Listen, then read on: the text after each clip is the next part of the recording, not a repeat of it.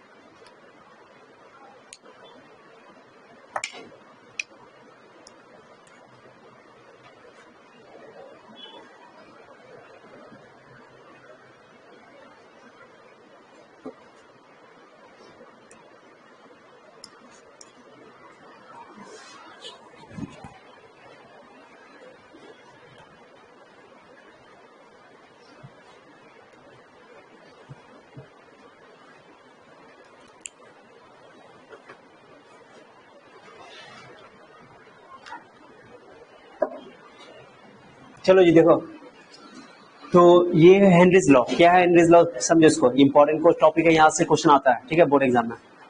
तो Henry law क्या कहता है, सॉल्विलिटी हम लोग पिछले क्लास में पढ़े अच्छा से। सॉल्विलिटी क्या होता है, कोई बता सकता है? कोई लड़की डिफाइन करो सॉल्विलिटी क्या होता है। चलो तुम बताओ, क्या सॉल्विलिटी क्या होता है, बताओ सॉल्विलिटी क्या होता है।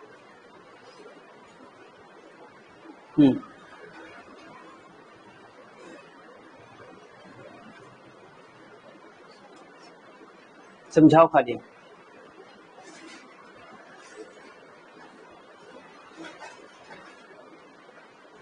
तो बता रहे लड़का, तुम खड़े हो, सॉल्विलिटी बता क्या होता है। वो इमरान, हाँ क्या होता है सॉल्विलिटी?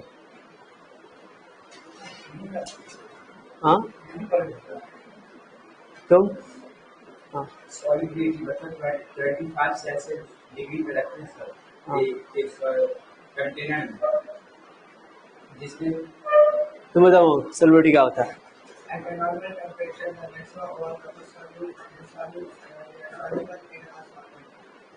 ठीक है, चलो इतना छोटा बात को बताने के लिए तुम बड़का पहाड़ तोड़े हुआ है, अब बैठ के कप मारता रहता है खाली, ये ऊपर डेफिनेशन ही याद नहीं हो पाता है। बैठो, अरे हम डेफिनेशन नहीं लिखाए थे, लेकिन बताए थे, नहीं बताए थे कि बताओ नॉर्मल टेम्परेचर बोलेंगे, कांस्टेंट टेम्परेचर बोलेंगे, ठीक है। कांस्टेंट टेम्परेचर पे किसी सॉल्यूशन में कितना सॉल्यूट का अमाउंट मैक्सिमम मिला सकते हैं, घुला सकते हैं, डिसॉल्व करा सकते हैं, उसी को बोलते हैं सॉल्युबिलिटी। जैसे एग्जांपल के तौर पे मैंने 25 डिग्री सेल्सियस का एग्जांपल दिया, 25 डिग्री सेल्सियस मान लो रूम टेम्परेचर है, और उस पर 30 ग्राम मैंने घोल दिया, उसके अंदर मैक्सिमम 30 ग्राम घोल सकते हैं, उसको बोलते हैं solubility. Solubility amount of solute ही है, सॉल्यूट का अमाउंट ही है, एक तरह का कंसंट्रेशन ही है वो, ये नहीं पता है, बताओ। तो सॉल्युबिलिटी का मतलब होता है कि कितना अमाउंट सॉल्यूट का तुम किसी सॉल्यूशन में घोल सकते हो मैक्सिमम, ये है सॉल्युबिलिटी। या सॉल्युबिलिटी टेम्परेचर से अफेक्ट करता है, टेम्परेचर चेंज करने से सॉल्युबिलिटी को फर्क पड़ता है। अब किसके सॉल्युबिलिटी की बात कर रहे हैं हम, गैस के सॉल्युबिलिटी की बात कर रहे हैं कि लिक्विड के सॉल्युबिलिटी की बात कर रहे हैं। अभी हमारा चैप्टर ही लिक्विड सॉल्यूशन है, सॉल्वेंट तो लिक्विड ही होगा, इसमें कोई डाउट नहीं है, सॉल्वेंट क्या होगा, लिक्विड ही होगा, कोई डाउट नहीं है। लेकिन जो सॉल्यूट है वो गैस भी हो सकता है, लिक्विड भी हो सकता है, और सॉलिड भी हो सकता है। जनरली हम लोग गैस और सॉलिड की बात करते हैं, gas in liquid and solid in liquid, liquid in liquid की बात कम होती है।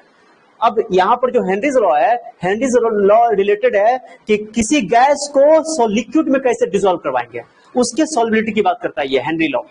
हेनरी लॉ गैस के सॉल्युबिलिटी की बात करता है लिक्विड में। लिक्विड सॉल्यूशन पढ़ रहे हैं तो लिक्विड सॉल्यूशन की बात होगी। अब ये सॉल्युबिलिटी कितना किस बात पे डिपेंड करेगा, गैस के लिए प्रेशर के साथ, प्रेशर के साथ बात हो रही है, टेम्परेचर की बात तो हो चुकी है कि वो टेम्परेचर कभी भी बढ़ाएंगे गैस की सॉल्युबिलिटी हमेशा, टेम्परेचर बढ़ाने से गैस की सॉल्युबिलिटी बढ़ेगी कि घटेगी? गैस ज्यादा डिसॉल्व होगा, ज्यादा घुलेगा पानी में या लिक्विड में, कि कम घुलेगा टेम्परेचर बढ़ाने से?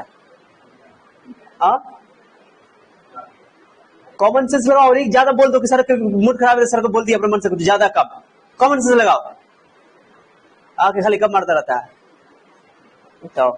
और दुनिया में कोई रोजा नहीं रखता है, तुम रोजा खाली रखते हो, काबिल बनते हो, रोजा रखते हो जैसे काम में खाली नहीं करेंगे, पढ़ाई नहीं करेंगे, रिविजन नहीं करेंगे, छोटा सा बात नहीं बता सकते हो, इतना मैंने से पढ़ रहा हो, खाली गप मारने में सबसे आगे। गैस को गर्म करोगे, जब कोई गर्म सोल्यूशन में गैस जाएगा तो गैस उसमें घुलना चाहेगा, पानी बनना चाहेगा, वो पानी में मिलेगा, वो कुछ और भागेगा, एनर्जी उसकी ज्यादा हो जाएगी और तो गैस तो और भागेगा।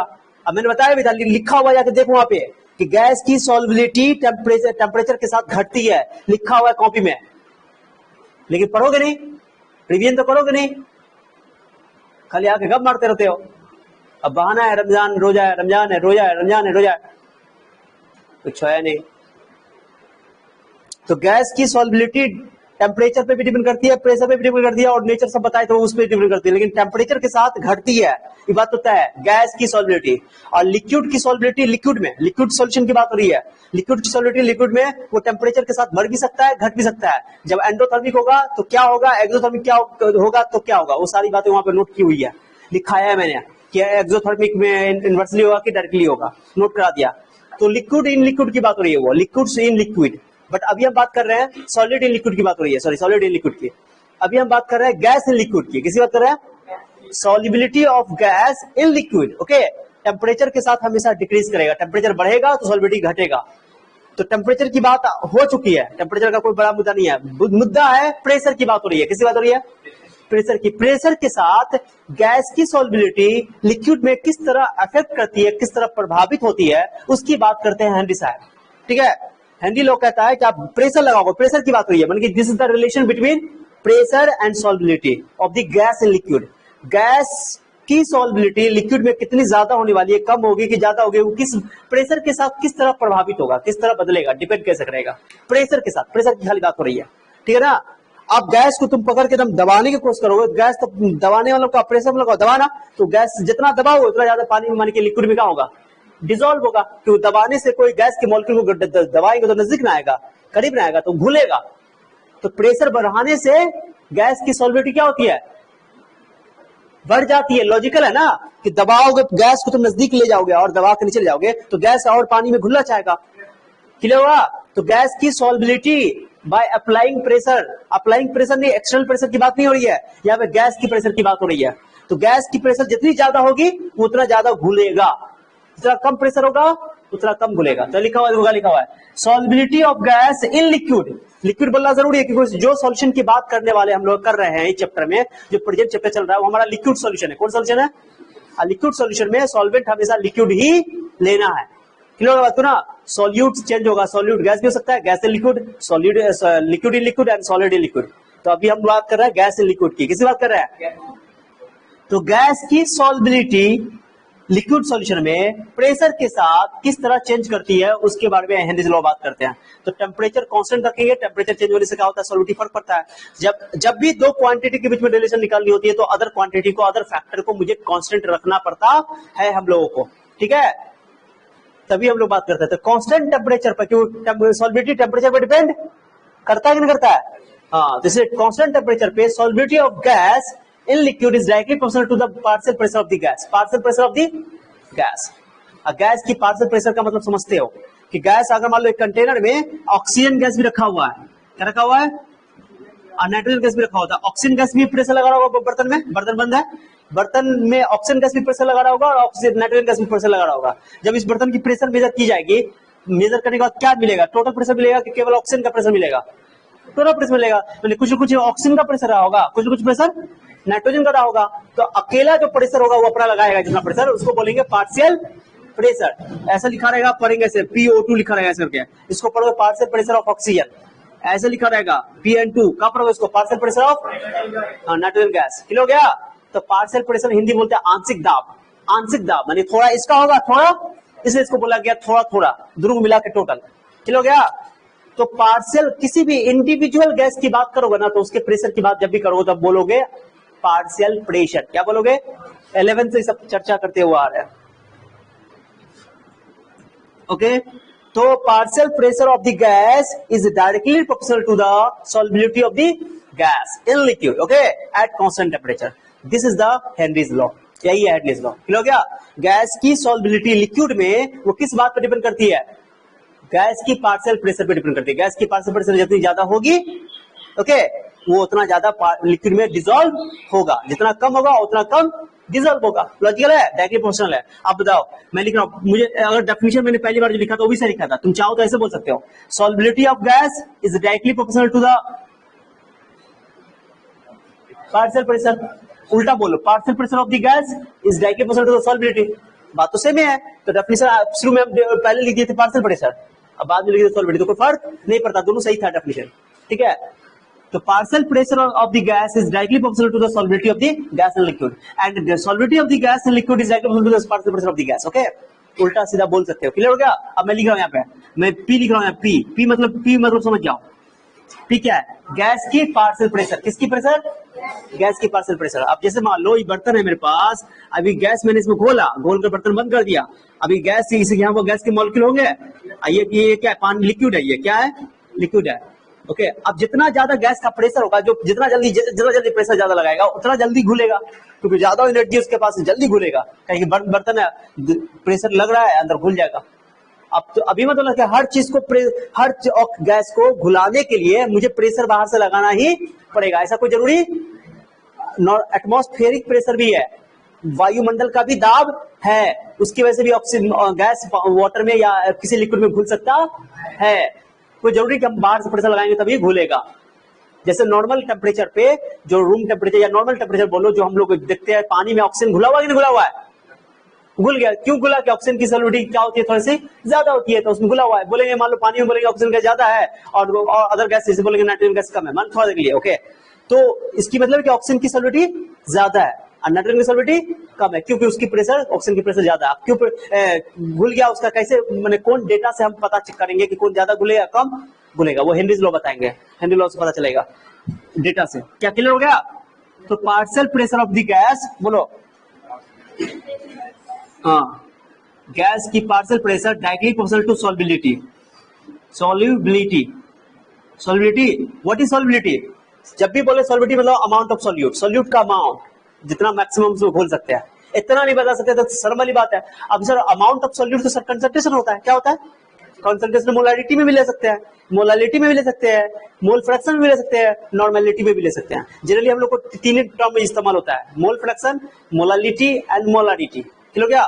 समय को सो सॉल्युबिलिटी को यहाँ पे हम लोग, solubility can be expressed in terms of molality, also in mole fraction और ऑल्सो इन मोलारिटी। क्या समझा आपको? क्योंकि ये सॉल्युबिलिटी है और सॉल्युबिलिटी क्या होता है?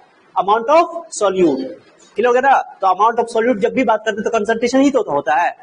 क्लियर हो गया ना? तो हम इसको यहाँ पर डिफाइन करने का दूसरा तरीका है। तो सॉल्युबिलिटी के बदले में यहाँ पर लिख देते हैं मोल फ्रैक्शन। क्या चीज? What is x? अब जो ले लिया गया सॉल्युबिलिटी के बदले में, हम सॉल्युबिलिटी को एक्सप्रेस करने के लिए, सॉल्युबिलिटी एक तरह का कंसंट्रेशन टर्म ही है, उसी तरह उसको एक्सप्रेस कर सकते हैं। तो मोल फ्रैक्शन के टर्म में भी बोल सकते हो। अब जैसे मान लो यहाँ पर बर्तन मैंने लिया था, यहाँ पे ये लिक्विड है, मान लो यहाँ पे गैस, जितने गैस के मॉलिक्यूल होंगे, लॉजिक लगाओ, जितना ज्यादा गैस का मॉलिक्यूल होगा यहाँ पे, जितना ज्यादा गैस का मॉलिक्यूल होगा उतना ज्यादा डिसॉल्व होगा, क्योंकि ज्यादा मॉलिक्यूल होगा तो ज्यादा प्रेशर बनेगा, ज्यादा प्रेशर बनेगा तो ज्यादा लिक्विड में घुलेगा, कम मॉलिक्यूल होगा तो प्रेशर कम होगा, कम घुलेगा। ठीक हो गया? तो जितना ज्यादा मॉलिक्यूल होगा, जितना ज्यादा अमाउंट होगा, उतनी ज्यादा सॉल्युबिलिटी होगी। लॉजिक समझ रहे हो बात को? प्रॉब्लम है तो अमाउंट को कौन रिप्रेजेंट करता है?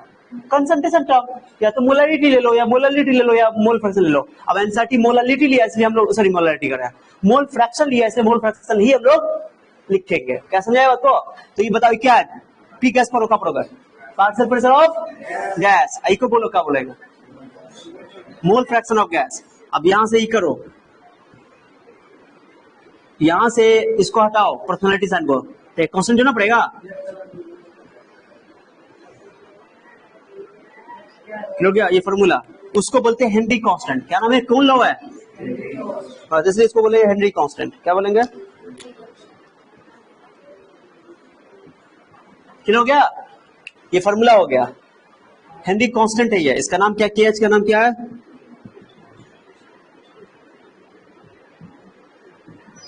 Henry constant. ठीक है, पी गैस क्या है, पार्शियल प्रेशर ऑफ गैस है। एक्स गैस क्या है, तो अब तुम ये भी बोल सकते हो सर, ये हेनरी लॉ को दूसरे तरीके से भी डिफाइन कर सकते हैं। दूसरा तरीका क्या है, partial pressure of gas is directly proportional to the mole fraction of gas in liquid.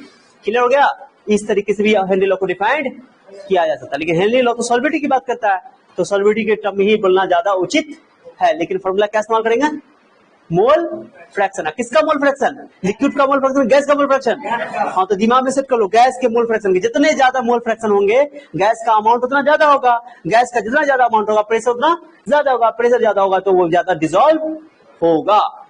क्या समझ आ गया, so partial pressure of the gas is directly proportional to the mole fraction of gas in liquid. Okay, that is the Henry law but at constant temperature. Okay, क्या समझ आ गया, what is KH, Henry's constant, Henry's constant। Note करो इसको जल्दी, फर्क नहीं, figure सामने बनाना।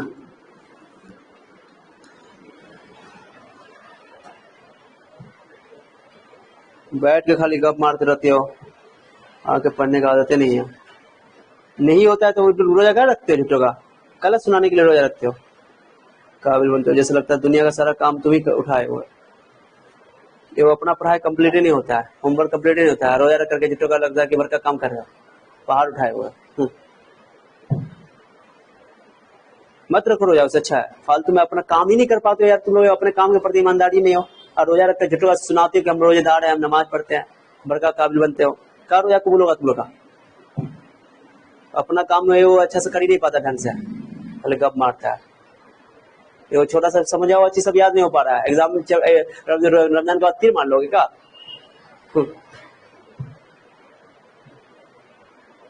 खाली आके गप मारता रहेगा।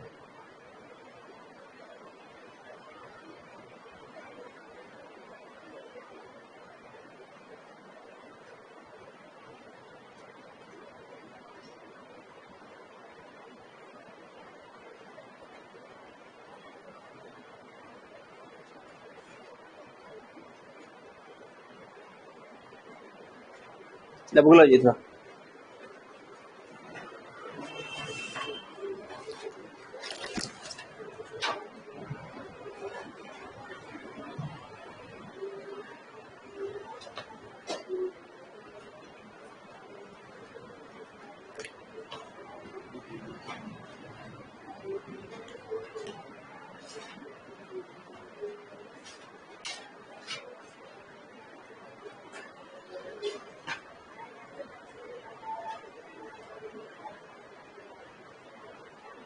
हो गया जी। अब सुनो एक minute, P gas equal to K H equal to gas है। अब बताओ प्रेशर किस पे डिपेंड कर रहा है, मोल फ्रैक्शन पे। ओके, आप सुनो अच्छा से, इसका ग्राफ अगर बनाना हो तो कैसे बनाओगे ग्राफ, ग्राफ बताओ कैसे गुजरेगा। इसको वाई बोल दो, प्रेशर पार्शियल प्रेशर को इस पे रख लो, पार्शियल प्रेशर को यहां रख दो वाई एक्सिस पे, और मोल फ्रैक्शन को कहां रख दो, दिख रहा है उसमें। चलो, मोल फ्रैक्शन यहाँ पे क्या है, किसको रिप्रेजेंट कर रहा है, मोल फ्रैक्शन, मोल फ्रैक्शन किसको रिप्रेजेंट कर रहा है, सॉल्बिलिटी की बात कर रहे हैं यहाँ पे।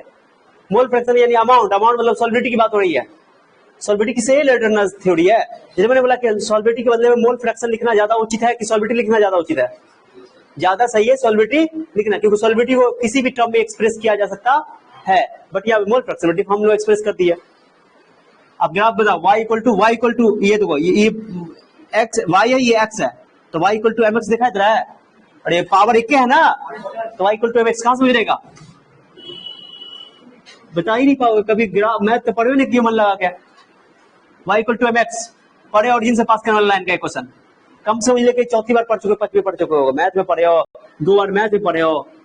ड्रामा है, तुम लोग रिविजन करोगे नहीं, खाली बहाना लगाते हो, रोजा रखते हो जुट्टो का, अपना काम ही नहीं कर पाते हो, तो क्या रोजा तुम लोग का पूरा होगा जुट्टो का। ऊपर वाले पे एहसान कर देता रोजा रख, हाँ इस अच्छा रोजा रखो मत करो यार, ये अपना काम नहीं कर पाते हो। देखो इसको जल्दी, ऑरिजिन से पास करने वाला लाइन का क्वेश्चन नहीं पढ़ाए थे, रिविजन तो करोगे नहीं। देखो जल्दी इसको फटाक से ग्राफ बनाओ।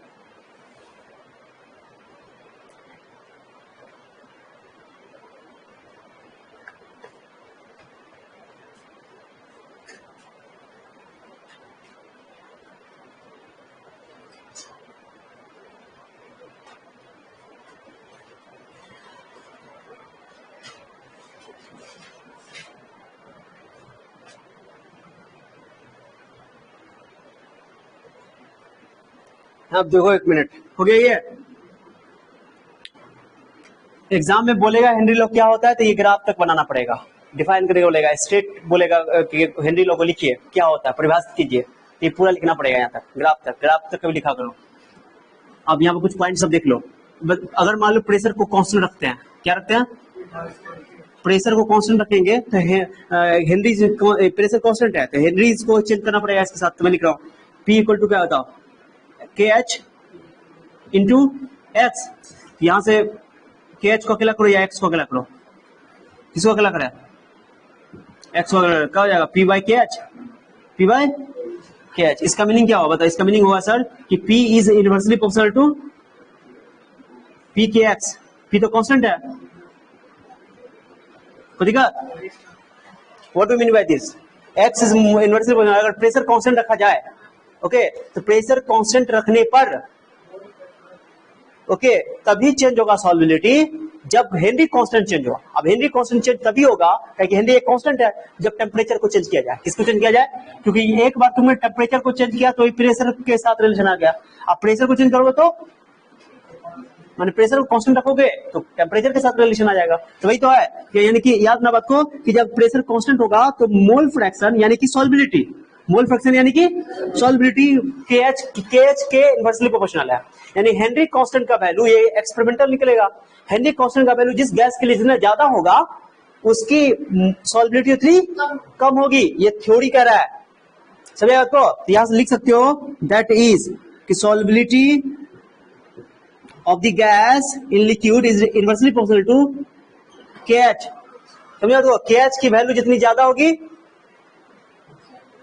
सॉल्युबिलिटी उतनी कम होगी, KH की वैल्यू जितनी कम होगी सॉल्युबिलिटी उतनी ज्यादा होगी। अब इससे क्या पता चला, अब तुम जानते हो, ओके इसे लिखो पहले, मैं इधर मिटा रहा हूं, ये तो लिख लियो ना यहाँ तक, चलो मैं मिटा रहा हूं सबको, रुको अभी समझ लो पहले। एक बात तो और सुनो, स्टार्ट देगा तुम जानते हो, स्टार्ट देगा लिख रहा हूं, इसको मत लिखना, हो गया एक बार, हो गया तो हो गया। ये बताओ तुम पढ़े हो कि सॉल्युबिलिटी जो होता है वो टेम्परेचर के डायरेक्टली प्रोपोर्शनल होता है कि इनवर्सली प्रोपोर्शनल होता है, सॉल्युबिलिटी टेम्परेचर के इनवर्सली प्रोपोर्शनल होता है। इसका मतलब क्या होगा कि सॉल्युबिलिटी टेम्परेचर बढ़ेगा तो सॉल्युबिलिटी और KH भी बढ़ेगा तो सॉल्युबिलिटी घटेगा, यानी टेम्परेचर और KH दोनों भाई भाई लग रहा है। यानी कि इससे ये पता चल गया तुमको कि KH का मान टेम्परेचर के साथ कैसा रिलेशन है, डायरेक्टली इनवर्स रिलेशन है। ओके क्लियर हो गया, कुछ भी नहीं है, यहाँ से दोनों दुपट्टा में दोनों को एक साथ कर दिया। कोई डाउट किसी हो तो ऐसे बोलो कि KH का मान बढ़ेगा सॉल्युबिलिटी क्या होगा, घटेगा। टेम्परेचर का मान बढ़ेगा तब भी सॉलिडिटी क्या होगा, घटेगा। अब केएच का मान बढ़ेगा, सॉलिडिटी, केएच का मान घटेगा तो सॉलिडिटी बढ़ेगा, और टेम्परेचर भी घटेगा तो सॉलिडिटी बढ़ेगा। तो बताओ ठंडा पानी में सॉलिडिटी ज्यादा होगी कि गर्मी गर्म पानी में? सॉलिडिटी गर्म पानी का ज्यादा होगा कि ठंडा पानी का सॉलिडिटी ज्यादा होगा गैस का? गैस ज्यादा गर्म पानी में घुलेगा कि ठंडा पानी में घुलेगा? ठंडा पानी में, क्योंकि ठंडा पानी का टेम्परेचर, जिसका टेम्परेचर कम उसकी सॉलिडिटी ज्यादा। तो ठंडे पानी में बनी ऑक्सीजन गैस की अगर बात करो तो ठंडे पानी में ज्यादा ऑक्सीजन गैस घुला हुआ होगा गर्म पानी में, ठंडे पानी में। तो मछली आपको एक्वेटिक एनिमल, जलीय जीव किस में रहना चाहेगा, ठंडा पानी में, गर्म पानी में? सिंपल बात है, ठंडा पानी में वो अपने आप को आराम महसूस करेगा क्योंकि ज्यादा ऑक्सीजन उसको मिल पाएगा, क्योंकि ठंडा पानी में ऑक्सीजन, जो डिजॉल्व ऑक्सीजन है वो ज्यादा होगा बनिस्बत गर्म पानी के। क्या समझ आ गया? लिखो इसको जल्दी, फर्क नहीं।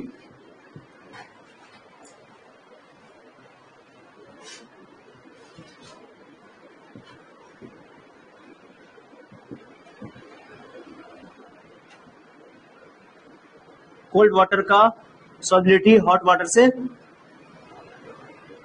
ज्यादा होता है। देखते हो ठंडा में मछली को ऊपर आते हुए देखते हो, गर्मी में ज्यादा ऊपर आता है, क्यों नहीं आता है?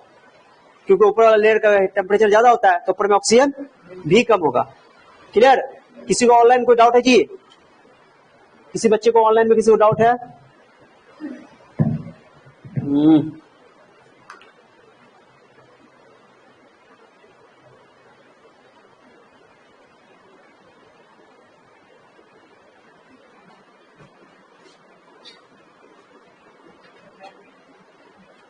ओके चलो गुड। किसी को डाउट है ऑनलाइन में तो पूछ लो। जो बच्चे ऑनलाइन देख रहे हो, कल से ऑनलाइन नहीं हो पाएगा, मैंने होगा लेकिन तुमको पहले सब्सक्रिप्शन लेना पड़ेगा क्योंकि वो कैंसिल हो रहा है, मेरा सब्सक्रिप्शन आज खत्म हो जाएगा। तो जो बच्चे ऑनलाइन देख रहे हो, किसी तरह भी आज किसी भी सूरत में जो फिजिक्स का कोर्स है उसको ज्वाइन कर लोगे, उसी पे लाइव होगा कल से।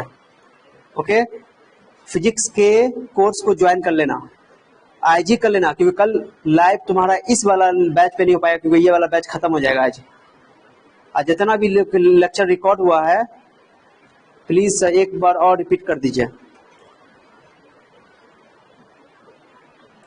किसका डेफिनेशन नहीं समझ में आया?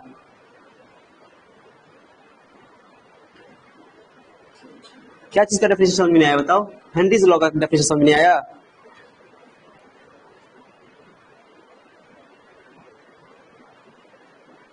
ओके चलो बताता हूं, वेट करो।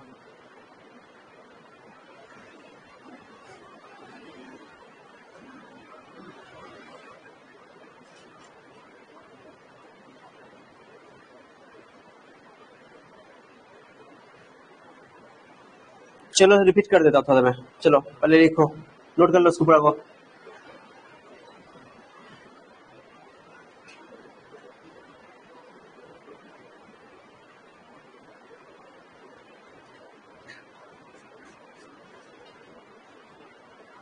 नोट करो, बताता हूं। नोट कर ली हो?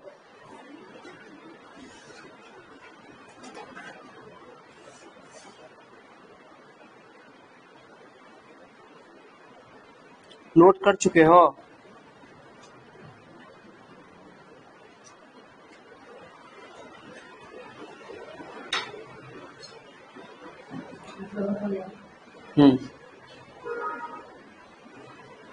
चलो ठीक है, समझा देता हूं दोबारा।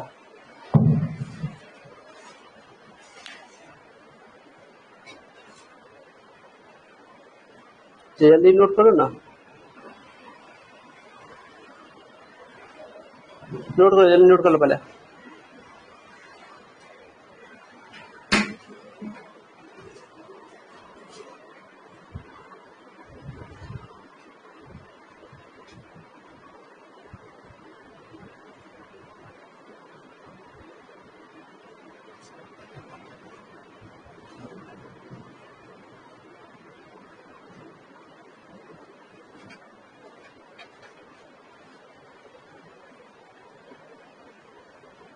चलो देखो तो यहाँ किसी बच्चे को ऑनलाइन नहीं समझाया तो रिपीट कर देता है। सिंपल है, हेनरीज लॉ बहुत सिंपल है। हेनरी लॉ ये कहता है कि गैस को लिक्विड में घोलना है। किसको घोलना है? वो डिपेंड करता है कि कितने प्रेशर पे, किस पे डिपेंड करता है, जितना ज्यादा प्रेशर लगाओगे, ऐसे समझना, तुम्हें एक्सटर्नल प्रेशर से सोच लो तो ये समझना याद रहेगा, जितना ज्यादा प्रेशर लगाओगे तो गैस के मॉलिक्यूल दूर दूर रहते हैं, प्रेशर लगा के उसको नजदीक लाया जा सकता है, तो वो पानी में उतना ही घुलेगा, जितना ज्यादा प्रेशर होगा उतना ज्यादा घुलेगा। तो यही तो हेनरी लॉ कहता है कि जितना ज्यादा प्रेशर लगाओगे पानी की माने गैस की सॉल्युबिलिटी लिक्विड में उतनी ज्यादा होगी। तो गैस की सॉल्युबिलिटी लिक्विड में वो डिपेंड करता है partial pressure of the gas, gas के पार्शियल प्रेशर पे, ठीक है। तो अब समझ में आ गया, यही तो है solubility of the gas directly proportional to the mole fraction of this gas, या ये बोलो सॉल्युबिलिटी ऑफ द गैस, बस यही है। तो सॉल्युबिलिटी को मोल फ्रैक्शन में लिखा गया, आप समझ में आ गया होगा, लिख लो, आसान है, कुछ भी नहीं है डेफिनेशन, कि the solubility of the gas is directly proportional to the partial pressure of the gas in liquid, बोलना पड़ेगा इन लिक्विड, लेकिन टेम्परेचर कांस्टेंट रखना, क्योंकि टेम्परेचर के साथ चेंज हो जाता है, तो कोई एक चीज के बीच में रिलेशन बताएंगे तो दूसरा चीज को कांस्टेंट रखेंगे। सर ग्राफ नहीं समझ में आया, ग्राफ ये ओरिजिन से पास करने वाला ग्राफ है, तुम कॉमन सेंस लगाओ ना, यहाँ देखो ये ग्राफ देखो, वो p इक्वल टू एक्स है, यहाँ पे x का वैल्यू कुछ रखो, मान लो कि x का वैल्यू तुम 0 रखोगे, सोच ऐसे x की वैल्यू 0 रखोगे तो p का वैल्यू क्या आएगा, 0, तो 0 0 ओरिजिन से पास कर रहा है, x की वैल्यू 1 रखोगे तो p का वैल्यू कुछ आएगा, मान लो कि h की वैल्यू 1 है तो 1 इंटू 1, मान लो p, तुम ऐसा करो ना, ग्राफ खींचना तो p इक्वल टू एक्स का ग्राफ खींच लो, x का वैल्यू 0 तो p का वैल्यू 0, बात खत्म, x का वैल्यू 0 तो p का वैल्यू 0 हो गया। तो ओरिजिन पे x का वैल्यू 1, मैंने kh को हटा दिया समझाने के लिए, p का वैल्यू 1, तो बताओ x का वैल्यू 2 तो p का वैल्यू 2, आप सबको मिला दो, ऐसे करके ग्राफ ऐसे चला जाएगा सीधे सीधे, 1 1 यहाँ पे होगा, 1 1 यहाँ पे, 2 2 यहाँ पे चला जाएगा ओरिजिन से। तो ये लाइन ही होता है कि y equal to M X रहेगा ग्राफ ना, हमेशा ओरिजिन से पास करेगा, y इक्वल टू 2x का ग्राफ हमेशा ओरिजिन से पास करता है, 3x का ग्राफ हमेशा ओरिजिन से पास करता है, 5x का ग्राफ हमेशा ओरिजिन से पास करता है। तो y इक्वल टू कभी भी y equal to M X रहेगा, हमेशा ओरिजिन से पास करेगा, बात खत्म, हमेशा ओरिजिन से पास करना लाजमी है, क्योंकि x का वैल्यू 0 लेंगे तो y का वैल्यू क्या होगा, 0, तो ओरिजिन से पास करेगा ही करेगा, इसलिए ओरिजिन से पास कर गया। स्लोप हो गया, स्लोप इसको बोलते हैं, जो यहाँ पे x के साथ लिखा रहता है ना, y इक्वल टू 2x, इसको स्लोप बोलते हैं, इसको स्लोप, जो भी लिखा रहेगा स्लोप है वो। तो यहाँ पे स्लोप kh है, क्लियर, आप समझ में आ गया। और किसी को डाउट है ऑनलाइन में, किसी को डाउट है ऑनलाइन में, अब क्लियर हुआ, चलो यस सर, ओके क्लियर, चलो हटाओ। तो ये हो गया। तो सॉल्युबिलिटी किसकी ज्यादा होती है, कोल्ड वाटर की, हॉट वाटर के, याद ना, टेम्परेचर बढ़ाने से सॉल्युबिलिटी घटती है। अब कोल्ड वाटर की टेम्परेचर कम होगी, ठंडा पानी है, ठंडे पानी की तापमान कम होगी, और हॉट वाटर यानी गर्म पानी की तापमान ज्यादा होगी। तो जिसका तापमान कम होगा उसमें विलेयता यानी घुलनशीलता ज्यादा होगा, सॉल्युबिलिटी ज्यादा होगा, तो इसकी सॉल्युबिलिटी ज्यादा है। इसलिए ठंडे पानी में ऑक्सीजन का जो डिसॉल्व ऑक्सीजन है वो थोड़ा सा बनिस्बत गर्म पानी के थोड़ा ज्यादा होता है, क्लियर हो गया। और भी गैस जनरली, तो याद ना बात को। अब कुछ खास बात सुनो, ये इंपॉर्टेंट तो हो गया बात, इंपॉर्टेंट बात मैं करने वाला हूं। अब इसका एप्लीकेशन है, हेनरी लॉ का क्या है, एप्लीकेशन है। अच्छा, किताब में एनसीईआरटी बुक में तुमको कुछ टेबल दिया हुआ है, टेबल देख करके तुम समझ सकते हो। हाँ, टेबल देखो लिखा हुआ है, टेबल को खाली समझना है, समझने के लिए, रखने के लिए टेबल कि वैल्यू सबका याद कर लोगे। केएच का वैल्यू तुमको न्यूमेरिकल में ऑलरेडी दिया हुआ रहेगा, तो न्यूमेरिकल भी बनाते हैं, न्यूमेरिकल एनसीईआरटी का करते हैं, चिंता करो। एग्जांपल करेंगे 2.4, ठीक है, एग्जांपल करेंगे 2.4। तो दो जगह लिखा, दो हीलियम गैस है, देखो बात नहीं करना, देखो 293 केल्विन टेम्परेचर है, क्या है। अच्छा, एक चीज बताना भूल गया मैं, अभी बता, सुनो, P इक्वल टू क्या पढ़ते हैं, के एच इंटू एक्स, के एच इंटू, बताओ एक्स क्या है, मोल फ्रैक्शन, मोल फ्रैक्शन की कोई यूनिट, तो यानी कि के एच की यूनिट क्या होगी, जो प्रेशर का यूनिट होगा। प्रेशर केल्विन में है, केल्विन में है तो के एच क्या, केल्विन का सॉरी, प्रेशर एटीएम में है तो के एच भी क्या चीज में होगा, प्रेशर बार में है तो के एच भी क्या चीज में होगा, तो अगर प्रेशर पास्कल में तो के एच भी किस में होगा। तो जो प्रेशर की यूनिट होगी वही के एच की यूनिट होगी, वही भी स्टार लिख लेना, यूनिट ऑफ के H, unit of Henry's constant. के एच मतलब आप ये भी नहीं बता पाओगे, कल भी नहीं बता पाओगे। हेनरी कांस्टेंट की यूनिट क्या होगी, जो प्रेशर की यूनिट होगी, यूनिट ऑफ के H is the unit of pressure, unit of pressure, जो प्रेशर की यूनिट होगी वही के एच की यूनिट होगी। बार भी हो सकता है, एटीएम भी हो सकता है, पास्कल भी हो सकता है, क्लियर हो गया। जनरली पास्कल बार रहेगा, बार या एटीएम, एटमॉस्फेरिक प्रेशर लिख दो, स्टार्ट देगा, वहां पे छूट गया था, ठीक है।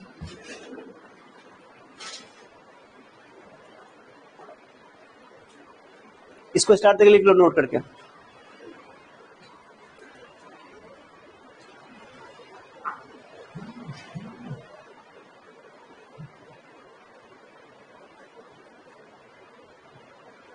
किसी का क्वेश्चन है ऑनलाइन, कोई डाउट है किसी को?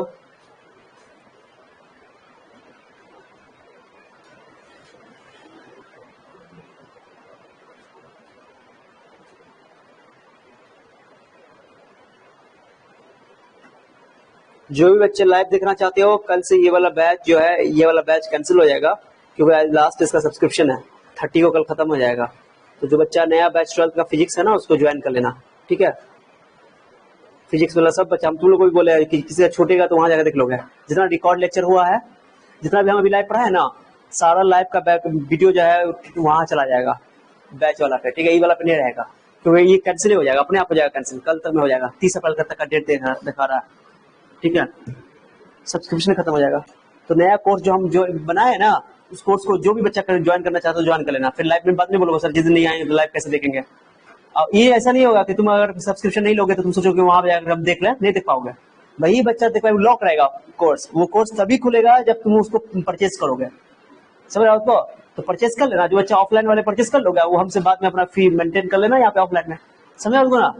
क्योंकि वो कंपनी को जाएगा पैसा, वो बाद में मुझे भेजेगा, ठीक है। क्या समझा गया? तो कल से नहीं बोलोगे सर कि लाइव हम वो वाला बैच पे करेंगे लाइव, ठीक है। अभी तक उस पर एक को नहीं जुड़ा है, जुड़ लेना है, जुड़ जाना किसी तरह भी, एटीएम कार्ड से इस्तेमाल कर लेना। सर कार्ड प्रॉब्लम है, कार्ड का दीजिएगा। क्या कार्ड का प्रॉब्लम है, कार्ड का?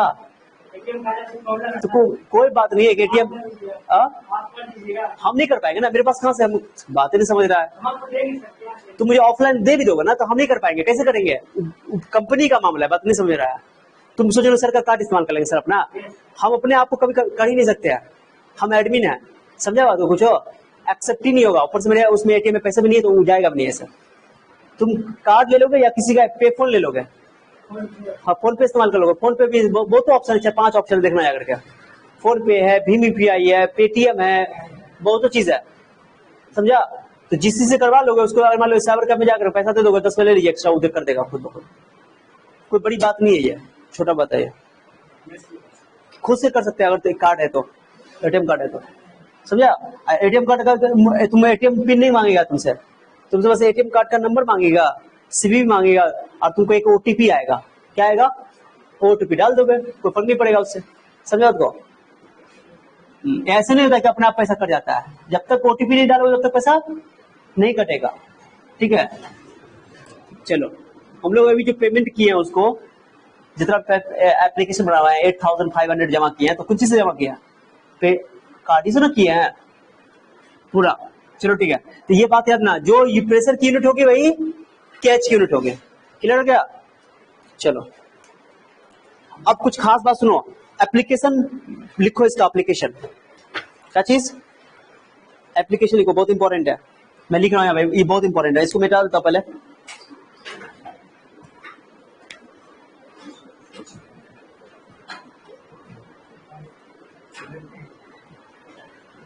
एप्लीकेशन लिखो, application, application of Henry's law, ये एग्जाम में आता है।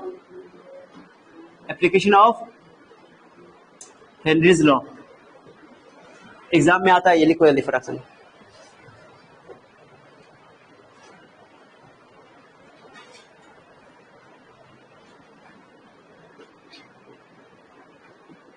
पहले नोट करो, समझाऊंगा एक एक करके।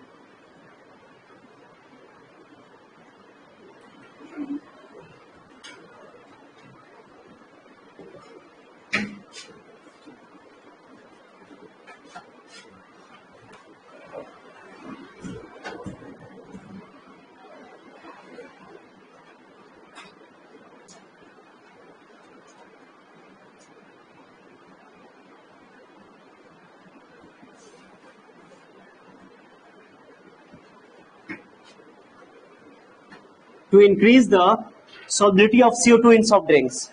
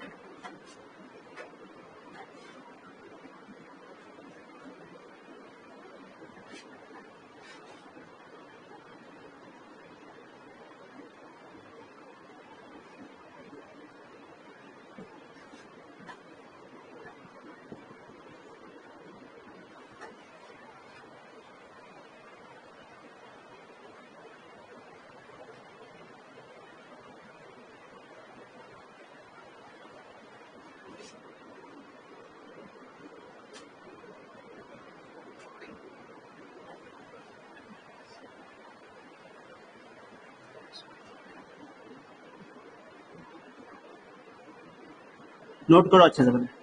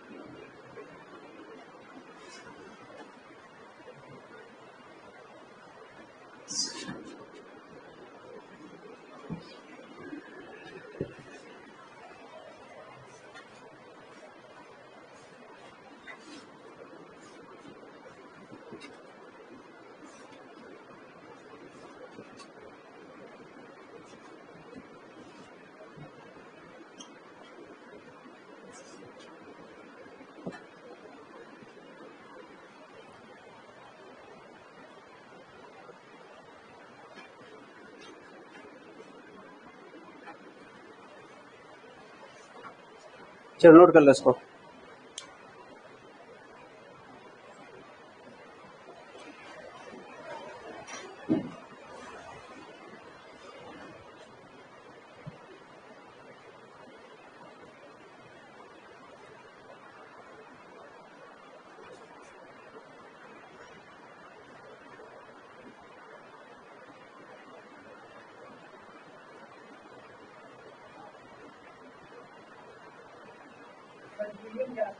हीलियम गैस है।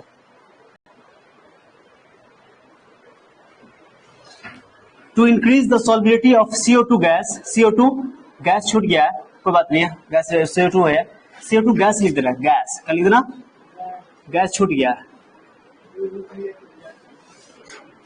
CO2 gas in soft drinks.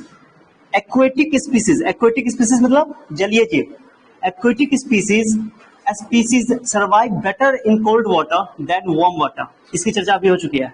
Scuba divers use breathing tanks with helium gas to avoid winds.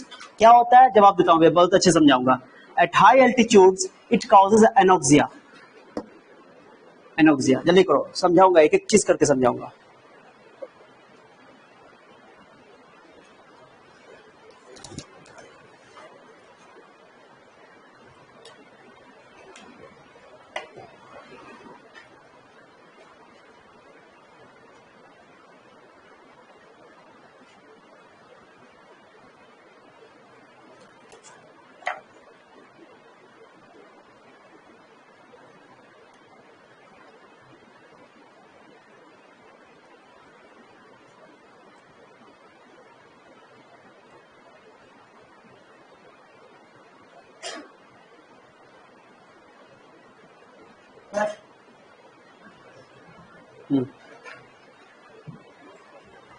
लिख लो जी, जब लिख लोगे तो नोटिफाई कर देना, मुझे कंफर्म कर देना।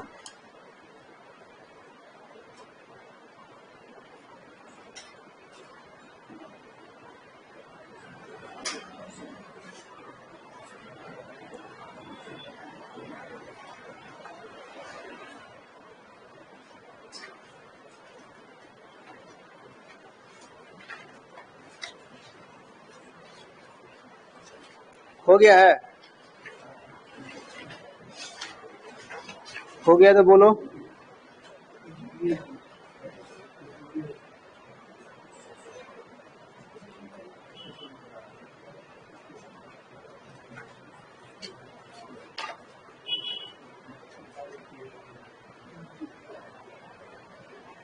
Yes sir, okay good. देखो ना जल्दी तो।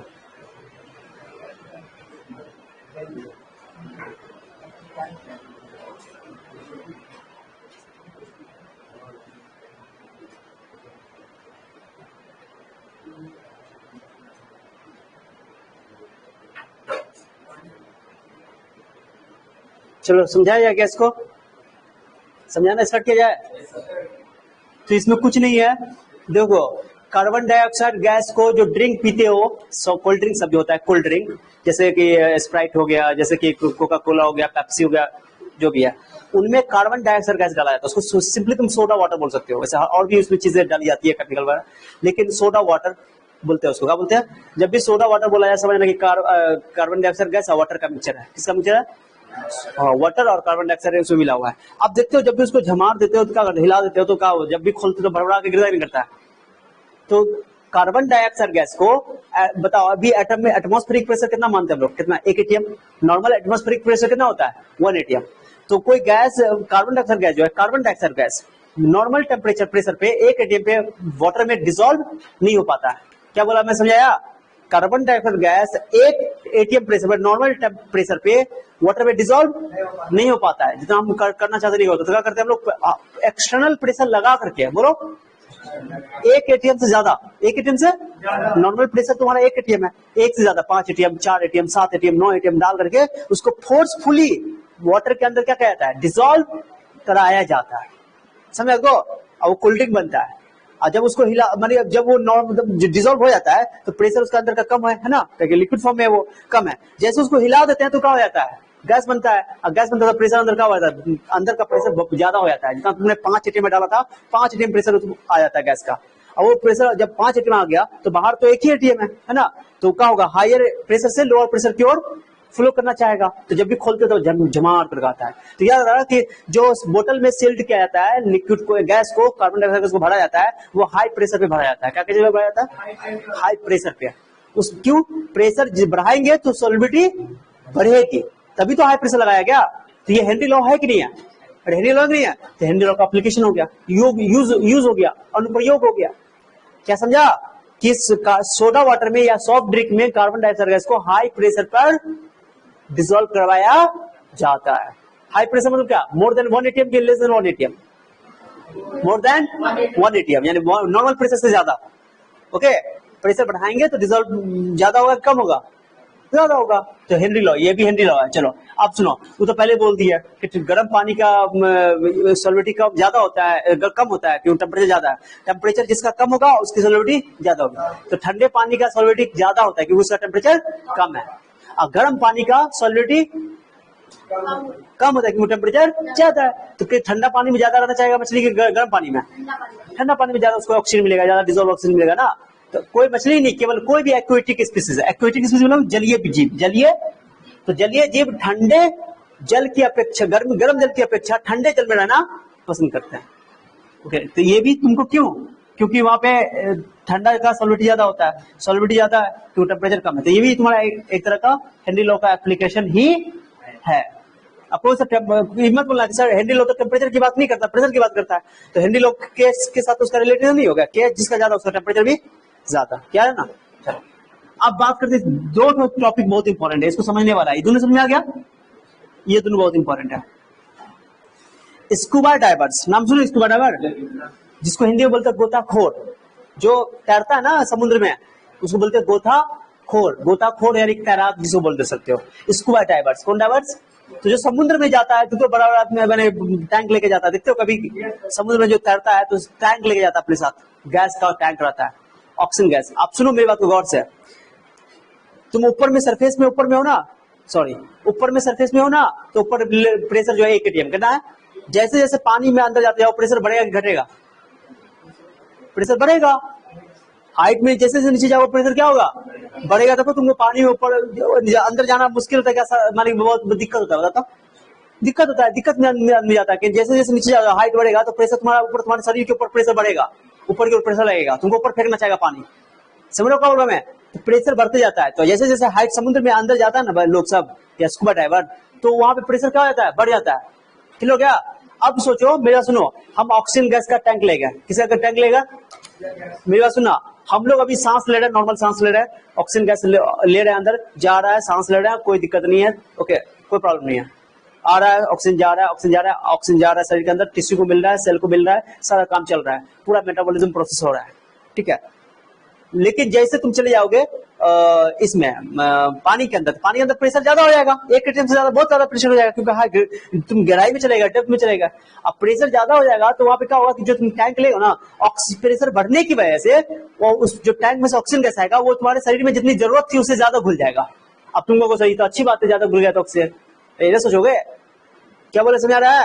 यानी कि जब तुम समुद्र में ऑक्सीजन गैस का टैंक ले जाओगे और तुम गए ऊपर से नीचे आए टैंक लगाकर, तो ऑक्सीजन तुम्हारा शरीर में ज्यादा घुल जाएगा ऊपर से नीचे आने में। पूछो क्यों घुल जाएगा ज्यादा? क्योंकि प्रेशर बढ़ जाएगा। अब प्रेशर बढ़ने से हमारे सेल ब्लड के अंदर जो ऑक्सीजन गैस है जो टैंक के अंदर से निकल रहा है वो जितना चाहिए था हमको उससे ज्यादा अमाउंट में हमारे शरीर में चला जाएगा, घुल जाएगा। तो बाबा, तो ये तो खुशी वाली बात है, अच्छी बात है। ऑक्सीजन गैस ज्यादा घुल गया तो हम लोग के लिए अच्छी बात है।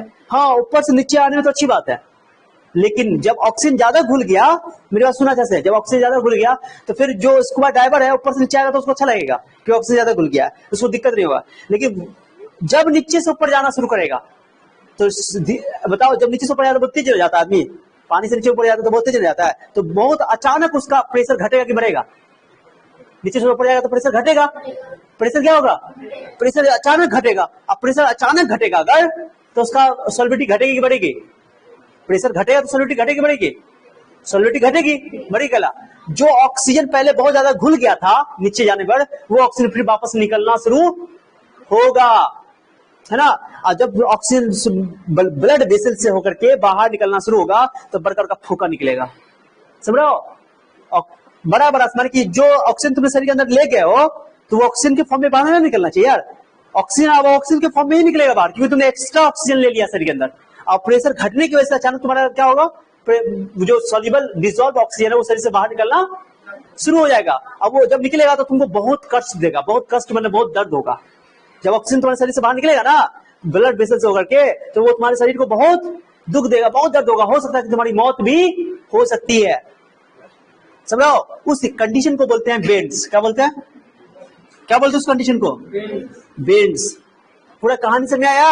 जब भी ऊपर से नीचे आएंगे तो प्रेशर बढ़ेगा, प्रेशर बढ़ेगा तो जरूरत से ज्यादा ऑक्सीजन हमारे शरीर में डिजॉल्व हो जाएगा, तो अच्छी बात है सर, ठीक है। लेकिन जब नीचे से ऊपर जाएगा तो अचानक उसका प्रेशर क्या होगा? घटेगा। प्रेशर घटेगा तो सॉल्विटी भी घट जाएगी, तो ऑक्सीजन जो घुल गया, एक्स्ट्रा ऑक्सीजन जो शरीर को मिल गया है, वो ऑक्सीजन वापस शरीर से निकलना शुरू होगा। अब वो बहुत ही दर्द पेनफुल होगा, बड़ा पेनफुल होगा, बड़ा दर्द भरा होगा, समझो तो। अब वो जो कंडीशन हो सकता है उस कंडीशन में इंसान की मौत भी हो सकती है। ओके, उस कंडीशन को क्या बोलते हैं? बेंड्स, ठीक है। याद में बेंड्स बोलते हैं, उस बीमारी को क्या बोलते हैं? बेंड्स, समझ आपको। ऑक्सीजन शरीर से बाहर निकलना शुरू हो जाएगा। कहानी समझ आ गया? हाँ, ये तीसरा है। अब आपको सर इसका मतलब इसको दूर करने के लिए कुछ ना कुछ उपाय किया गया होगा। तो क्या करते हैं, टैंक में हम लोग क्या करते हैं, हीलियम गैस डाल देते हैं। क्या डाल देते हैं? ऑक्सीजन गैस के साथ, जो एक टैंक होता है ना, ऑक्सीजन गैस के साथ हीलियम गैस मिला देते हैं। हीलियम गैस हल्का गैस है और हीलियम गैस की सॉल्युबिलिटी जो है वो बहुत ही कम है। क्या है? देख लो, इससे पता चल जाएगा। जिसका केएच का मान कम उसका सॉल्युबिलिटी ज्यादा, जिसका केएच का मान ज्यादा उसकी सॉल्युबिलिटी कम। तो देखो दिया हुआ है हीलियम गैस का सॉल्युबिलिटी, देखो 200 केल्विन टेम्परेचर, देखो 293 केल्विन पे, 293 केल्विन पे केएच का मान सबसे ज्यादा है। देखो 40.3 है, सबसे ज्यादा है, सबसे ज्यादा टेबल में सबसे ज्यादा हीलियम का है। हीलियम का केएच का वैल्यू 40.3 है, सबसे ज्यादा है। आज जिसकी केएच की वैल्यू सबसे ज्यादा होगी उसकी सॉल्युबिलिटी सबसे कम होगी। अब समझो हीलियम, अब ऑक्सीजन गैस को हीलियम गैस के साथ मिला देंगे, और भी गैस होता है, नाइट्रोजन गैस भी होता है मिक्सचर में, ओके, तो ज्यादा प्रॉब्लम नहीं है। ऑक्सीजन गैस के साथ हीलियम गैस भी एक्स्ट्रा डाल देते हैं, मिक्सचर में हीलियम गैस भी मिला देते हैं। हीलियम गैस की सॉल्युबिलिटी कम है, तो जैसे ऊपर से नीचे आएगा तो जिस टाइम प्रेशर बढ़ रहा था उस टाइम ऑक्सीजन गैस ज्यादा घुल, क्योंकि ऑक्सीजन के साथ हीलियम गैस भी मिलेगा ना, जगह खा लिया ना उसका वो, तो जितना ऑक्सीजन हम पहले एक्स्ट्रा घुल जाता, जब बिना हीलियम के गए थे तो बहुत ज्यादा ऑक्सीजन घुल जाता था, तो फिर नीचे से ऊपर जाने में बहुत दिक्कत होता था, है ना। लेकिन जब हीलियम गैस उसमें डाल दिए तो क्या हुआ, ज्यादा ऑक्सीजन घुलेगा, क्योंकि हीलियम की सॉल्युबिलिटी क्या है, कम है, तो ज्यादा घुलने नहीं देगा, ज्यादा घुलेगा ही नहीं, तो नीचे से जब ऊपर जाएगा तो उसको दिक्कत नहीं होगा। क्या हीलियम की सॉल्युबिलिटी क्या है, कम है, तो ऑक्सीजन और हीलियम दोनों साथ में घुलेगा बॉडी में, समझो को, इसलिए तो सॉल्व उसकी, हाँ हाँ, किस में आ जाएगा, कोई फर्क नहीं पड़ता, कोई फर्क नहीं पड़ेगा, हीलियम गैस के निकलने से कोई फर्क। पहली बात तो सॉल्युबिलिटी, पहले गैस सॉल्युबल ही नहीं हुआ ना, हीलियम की सॉल्युबिलिटी क्या है, बहुत कम है, तो जब ऊपर से नीचे आया तो गैस ज्यादा सॉल्युबल, ऑक्सीजन भी नहीं ज्यादा सॉल्युबल, क्योंकि मिक्सचर है ना, तो हीलियम के साथ ऑक्सीजन मिल गया था, नेचर तो हीलियम बना है, तो अंदर जाएगा तो उतना सॉल्युबल ही नहीं होगा, क्योंकि हीलियम उसको सॉल्युबल होने देगा ही नहीं, तो फिर नीचे से ऊपर जाने में कोई दिक्कत नहीं है उसको। क्या क्लियर हुआ? तो इसलिए हीलियम गैस का इस्तेमाल किया जाता है कि ब्रीदिंग टैंक्स में कौन गैस का इस्तेमाल करता है, बेंड से बचने के लिए हीलियम गैस का इस्तेमाल करते हैं, लिखा भी है मैंने, scuba divers use breathing tanks, breathing tank, सांस लेने वाला टैंक, उसमें हीलियम गैस के साथ, with helium gas, to avoid bends, bend से बचने के लिए हम लोग हीलियम गैस का इस्तेमाल। तो ये लिखा हुआ एक लाइन है, लेकिन इसमें लंबी कहानी थी। कहानी समझाया? इसको समझने के लिए बहुत लंबा समय दिया गया है। एनसीईआरटी से पढ़ के देखते पहले बार में समझ नहीं आता, लेकिन मैंने अभी समझा दिया। पहला कंडीशन समझा क्या? यही बात समझने वाली बात है, ये बात समझने वाली बात है। कोई डाउट किसी को? ऐसा समझा रे कि नीट का क्वेश्चन है, नीट का बेड्स के बारे में, ये हीलियम गैस का क्वेश्चन ब्रीदिंग टैंक्स में इस्तेमाल किया जाता है। ओके चलो अब बात करते हैं, ये भी बात कर लेते हैं। एट हाई एल्टीट्यूड, जैसे जैसे ऊंचाई पे, जैसे पहाड़ पे जाता है ना लोग सब पहाड़ पे, तो जैसे जैसे हाइट बढ़ेगा ना तो प्रेशर घटेगा। तो समुद्र की सरफेस पे क्या, अर्थ के सबसे ज्यादा प्रेशर है 1 atm, कितना प्रेशर? जैसे जैसे तो ऊपर जाते जाओगे तो एटमॉस्फेरिक प्रेशर क्या होगा? घटेगा, क्योंकि ऊपर एयर तो कम होता जाता है ना, तो प्रेशर क्या होता जाएगा? तो पहाड़ पे अगर चढ़ जाओगे, पर्वत पे, तो वहां पे प्रेशर बहुत घट जाएगा। अब प्रेशर जब घट जाएगा तो ऑक्सीजन कम डिजोल्व होगा शरीर में, ज्यादा डिजोल्व होगा? कम डिजोल्व होने लगेगा। अब जब शरीर को ऑक्सीजन की मात्रा घटेगी तो क्या हमको सांस लेने में आसानी होगा? दिक्कत होगा कि नहीं होगा? दिक्कत हो सकता है। और जब ऑक्सीजन कम शरीर में जाएगा तो सेल अच्छा से काम, सेल फंक्शन नहीं करेगा, टिश्यू फंक्शन नहीं करेगा, बॉडी का ऑर्गन सही से काम नहीं करेगा, दिमाग सही से काम नहीं करेगा। दिमाग यानी कि लोग पागल की तरह करने लगेंगे, माने दिमाग की शक्ति कम हो जाएगी, सोचने की शक्ति कम जाएगी, क्योंकि ऑक्सीजन प्रॉपर उसको नहीं मिल पा रहा है। उस कंडीशन को बोलते हैं एनोक्सिया। क्या बोलते हैं? समझे? तो हाइट पे, एल्टीट्यूड और हाइट पे जब जाओगे तो प्रेशर की वैल्यू कम जाती है हाइट पे, वहां पे डिजोल्व ऑक्सीजन हमारे शरीर को कम मिलता है, उसमें हमारे शरीर बहुत वीक हो जाती है और हमारा दिमाग भी काम करना छोड़ देता है। उस स्थिति को, उस कंडीशन को बोलते हैं अनोक्सिया। क्लियर हो गया? ये एल्टीट्यूड से रिलेटेड है, बेंड्स जो है वो तुम्हारा टैंक से, ब्रीदिंग टैंक से रिलेटेड है। क्लियर हुआ चारों बात? अरे कहानी समझाया? So these are the application of Henry's law. समझ आ गया? तो ये छोटी छोटी बातें हैं। कुछ एक और एक टॉपिक लिखा है, पढ़ाई देते हैं, वो इंपॉर्टेंट, ये इंपॉर्टेंट है, है उसको लिख लेना। एक और टॉपिक में लिखा पढ़ा देता हूँ। हाँ हाँ लिमिटेशंस है, लेकिन इंपॉर्टेंट नहीं है, लेकिन मैं पढ़ा देता हूँ। आंसर में नहीं दिया हुआ लिमिटेशंस, लेकिन लिखा देता हूँ लिमिटेशंस। ये पे लिख देता हूँ छोटा छोटा, लिमिटेशंस लिख दो इसको। सीमाएं एग्जाम में नहीं पूछा जाएगा, मैं रिपीट कर रहा हूँ, एक्स्ट्रा नॉलेज के लिए पढ़ा रहा हूँ। एनसीईआरटी में नहीं दिया हुआ है, जो चीज एनसीईआरटी में नहीं है वो नहीं पूछा जाएगा, तो मैं लिख दे रहा हूँ। लिमिटेशंस हेनरीज लॉ का नॉलेज के लिए लिखा दे रहा, बस हो गया। लिखो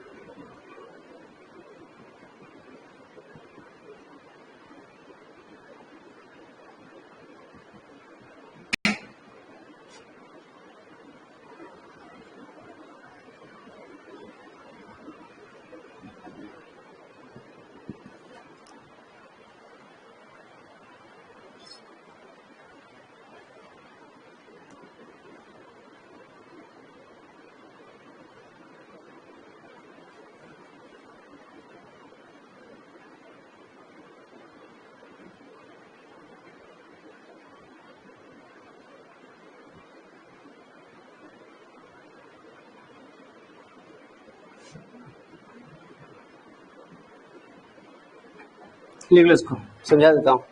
this is not so very much important topic. Okay, किसी को डाउट है ऑनलाइन में? नोट कर लो, समझा देता हूँ इसको। लिमिटेशन ज्यादा इंपॉर्टेंट नहीं है, एप्लीकेशन बहुत ज्यादा इंपॉर्टेंट है। एप्लीकेशन में कोई डाउट है किसी को?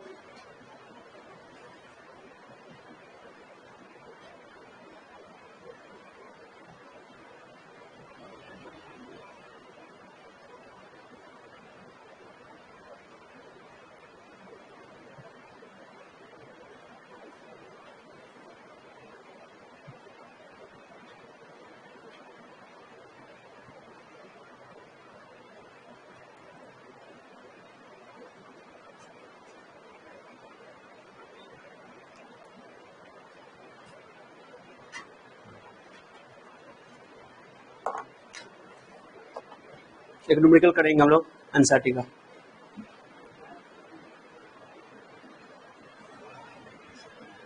The gas should not react with solvent.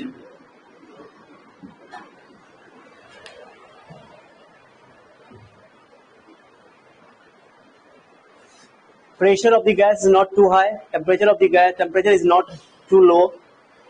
The gas should not react with solvent and the gas should not go for dissociation.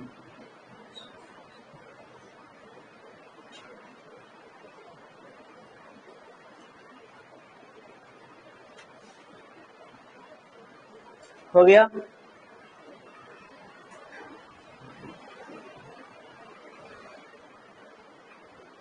हो गया जी। अब ये जो हेनरी लॉ है टेम्परेचर प्रेशर से रिलेटेड है।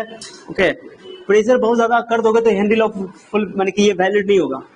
ज्यादा प्रेशर पे Henry law valid, pressure change करते करते बहुत ज्यादा प्रेशर कर देंगे तो प्रेशर बढ़ा से सॉल्विटी बढ़ती है।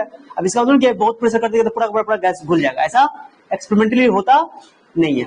तो ये याद ना कि ज्यादा गैस पे ये वैलिड नहीं। अब बहुत कम टेम्परेचर पे भी ये वैलिड, तुम जानते हो टेम्परेचर घटने से सॉल्विटी बढ़ती है, लेकिन बहुत कम टेम्परेचर कर देने से मतलब नहीं कि टेम्परेचर कम होते पूरा सॉल्युबल हो जाएगा।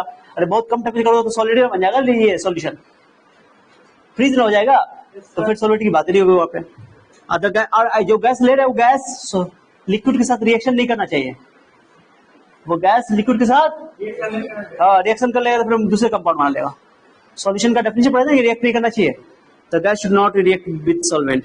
The gas should not go for dissociation. Dissociation मतलब होता है कि जैसे NaCl को नमक पानी में डालते हैं तो क्या करते हैं, Na प्लस में टूट जाता है, तो इसको बोलते हैं डिसोसिएशन करना, डिसोसिएट हो जाना। तो ऐसा गैस होना चाहिए जो जैसे HCl एक गैस है, इसको पानी में डालोगे तो क्या हो जाएगा, टूट जाएगा, पानी में टूट जाएगा। तो ये ऐसा गैस नहीं होना चाहिए, ऐसा गैस होना चाहिए जो पानी में नहीं टूटे, पानी में या कोई भी लिक्विड में नहीं टूटे, जो भी लिक्विड ले रहे हो, ठीक है। So these are the limitations of Henry's law.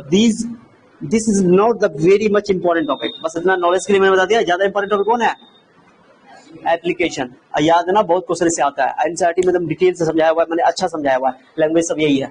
मिटा रहा हूं मैं इसको, अब एक न्यूमेरिकल कर लेते हैं। क्या कर लेते हैं, हाँ हो गया टॉपिक खत्म, हेनरी लॉ पूरा।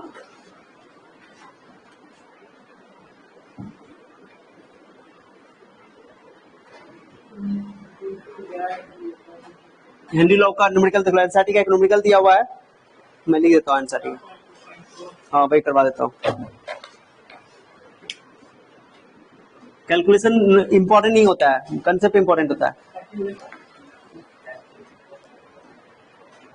देखो मैं क्वेश्चन थोड़ा सा लिख देता हूँ एग्जांपल देकर के, 2.4 एग्जांपल कर देता हूँ, जिसको लिखना हुआ एट 293 केल्विन, टेम्परेचर फिक्स कर दिया है, प्रेशर के साथ बात होगा। ओके, हाउ मेनी क्वेश्चन सुन लो पहले, क्वेश्चन लिख दो, हाउ मेनी मिलीमोल्स, शॉर्टकट लिखूंगा तो क्वेश्चन को, millimoles of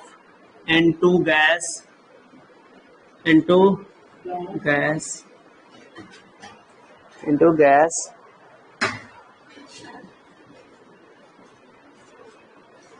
would dissolve in water, ये क्वेश्चन है। चलो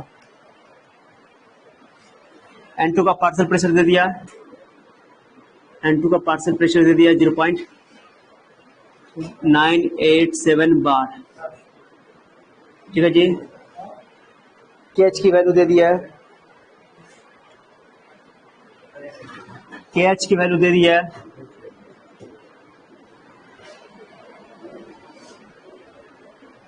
7648 किलो बार एट 293 केल्विन। चलो टेम्परेचर फिक्स कर दिया, लो तब बोला हाउ मेनी मिलीमोल्स। चलो बताता हूं इसको,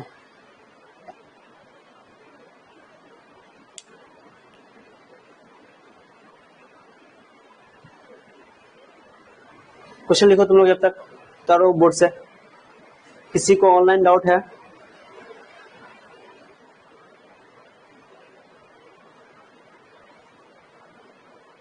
एनसीईआरटी का 2.4 एग्जांपल है, जो लाइव देख रहे हो, किसी को डाउट है क्या?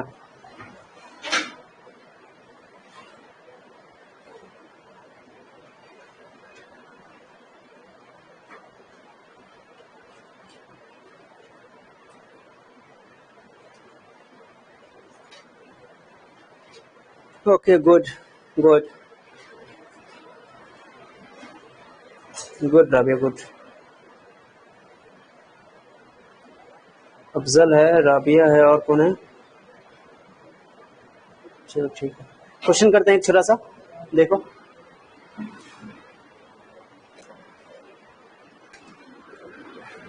देखो जी, क्या पढ़े हो? Henry law. सॉल्यूशन देख लो। क्वेश्चन में क्या बोला है? हाउ मेनी मिली मोल्स, यानी कि नाइट्रोजन गैस का मोल निकालना है। मोल निकालने के लिए फॉर्मूला का पढ़े हो? इसका हेनरी लॉ का फॉर्मूला का पढ़े हो? Pressure of the gas is equal to KH into mole fraction of the gas. अब बताओ, पी पार्शियल प्रेशर दिया हुआ है, नाइट्रोजन गैस का पार्शियल प्रेशर, और KH भी, KH हमेशा दिया रहेगा, KH का चिंता नहीं करना, कांस्टेंट है। लेकिन KH टेम्परेचर पर डिपेंड करता है ना, टेम्परेचर फिक्स है, उस पर दिया, KH दे दिया। अब इससे क्या होगा? मोल फ्रैक्शन निकल जाएगा। क्या निकल जाएगा? मोल फ्रैक्शन निकल जाएगा। अब मोल फ्रैक्शन जब निकल जाएगा तो मोल भी निकल जाएगा। बोल रहा है नाइट्रोजन गैस का मोल निकालो, नाइट्रोजन गैस को वाटर में घोलना है। किसमें घोलना है? वाटर में। क्लियर हो गया? अब वाटर का मोल तुमको पता है, वाटर का मोल पता है। क्वेश्चन लिख देता हूं, ये छूट गया है। इन 1 लीटर ऑफ वाटर, क्वेश्चन गलती हो गया, मिस्टेक हो गया। इन 1 litre of water, 1 litre of water, सही कर लेना, छोटा सा बात बाद में कर लेना। चलो, वाटर का कितना वॉल्यूम दे दिया है? 1 लीटर। छोटा, वाटर का कंसंट्रेशन तो मुझे पता है, 9 भी बोलता तो चल जाता, क्वेश्चन वो भी सही था। वाटर का कंसंट्रेशन पता है? डेंसिटी की बात कर रहे हैं कि कंसंट्रेशन की बात कर रहे हैं? मोलैरिटी, कंसंट्रेशन में लोग मोलैरिटी कहना, कई दिन से पढ़ा है, कहते कि आगे यूज होगा न्यूमेरिकल में, बोले थे। हाँ, तो वाटर की कंसंट्रेशन फिक्स होती है, चाहे कुछ वॉल्यूम दे दे।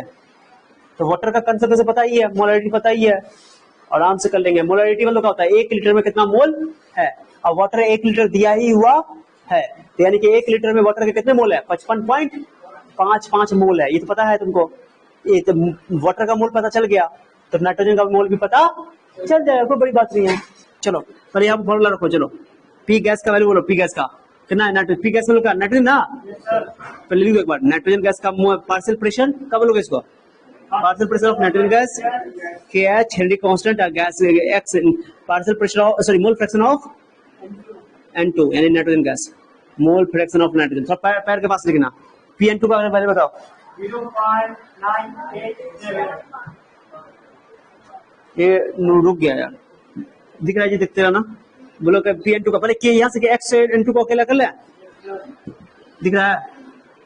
तो बताओ क्या लिखेंगे? KH PN2 को पैर के पास ले लेता हूँ, बट्टा KH बटा डाल दे, डाल दे। हाँ, चलो अब ध्यान से देखना, XN2 का वैल्यू क्या होगा बताओ, पैर के पास लिखना। मोल फ्रैक्शन ऑफ नाइट्रोजन गैस, बताओ वैल्यू बताओ। PN2 का वैल्यू बताओ। प्रेशर कितना है? 0.987 बार, बार में दिया हुआ है, बार लिख दो। और जो यूनिट इसका होगा वही यूनिट KH का भी होगा, है ना? तो KH यहाँ किलो बार में दिया हुआ, किसमें दिया हुआ है? छोटी छोटी बातें ध्यान रखना है। किलो मतलब 1000, 1000 से गुना करना पड़ेगा। ये बदल लो, ये बदल लो, 1000 से गुना करो। 76.48 इंटू 10 का पावर कितना है? किलो मतलब क्या होता है? 3। 10 का पावर 3 से गुना कर दो, बाद में हो जाएगा। किलो मतलब 3, 10 का 3 होता है, अंदर गुना कर दो 3 जीरो से। डेसिमल किसका? 3 जीरो से इधर किस गया? 76,480, 76,480 बार, इतना आ गया बार। क्लियर हो गया बात को? अरे समझे कि नहीं? कैसे किया ये? KH के वैल्यू को पहले बार में लिख दिया, किसमें लिख दिया? बार में। 76.48 किलो बार दिया हुआ था, तो किलो को 10 का पावर 3 होता है, 10 का पावर 3 1000 हो गया। 1000 से गुना करोगे अगर, तो 2 जीरो से नीचे जो कट जाएगा, 1 जीरो बढ़ जाएगा। 76,480, इतना बार रखो। 76,480 बार काट दे इसको। कैलकुलेशन करोगे, अप्रोक्सीमेट करोगे, और ये आंसर किताब में जो लिखा हुआ है कर लेंगे। तो बोला अपना अप्रोक्सीमेट करके काम कर सकते हो। 1.19, 1.29, 10 का माइनस 5, मुझे याद था। इतना वैल्यू आ गया। इसका कोई यूनिट ना होगा। ये कैलकुलेशन कैसे करोगे? आराम से कैलकुलेशन पॉइंट बनाना, 987 लेना, 776, 8 पे 0, 8 पे 0, 3 को 0 और नीचे बैठाओ, हो गया 4 जीरो हो जाएगा। कितना जीरो हो जाएगा? 4 जीरो। ओके, उसके बाद एक और यहाँ पे 0 लो तो 5 जीरो हो जाएगा, हो गया 5 जीरो। अब इसको भाग कर लो, इसको भाग करना आसान है। 987 को 766 से भाग कर लोगे, यानी 765 से भाग कर लो, 987 कर लोगे भाग, तो 765 बट्टा 987 को लिख दोगे 985 या 900 लिख दो, 990 करेंगे, 985 लिख दिया, काटो तो आंसर आ जाएगा अपने आप। 5 एकम 5, 5 पंचे 25, 5 दिया सही है जी, ठीक है। 5 एकम 5, 5 9 45, 5 से 35, काटते जाओ। 153 को लिख दो 155 बट्टा 195, कुछ भी अप्रोक्सीमेट आ जाएगा। 65 5 से 15, 5 से 15, अब 5 से 15, 5 9 45, 39, 11 3 11 33, 39 हो गया। आप तो भाग कर लोगे ना, अरे भाग कर लोगे ना, कर लोगे 155 है सर, कहाँ पे 155 थोड़ा ऊपर लेते तो है ना। ये हम अपने मन से ले लिए 153 को 155 कैलकुलेशन करने के लिए, तुमको अब करना है तो आराम से करो एग्जैक्ट। यहाँ भी तो हम अप्रोक्सीमेट किए, कहाँ ना बोला तुम यहाँ पे 987 985 कर दिया, आप करते जाओ। हो गया, उल्टा कर दिया, यहाँ पे उल्टे कर दिए भाग, ये उल्टा हो गया है, बाकी सब सही है। तुम कैलकुलेशन कैसे कैसे मैंने बोला, कैलकुलेशन करने की जरूरत नहीं है मुझे, फिर भी मैं बता देता हूँ।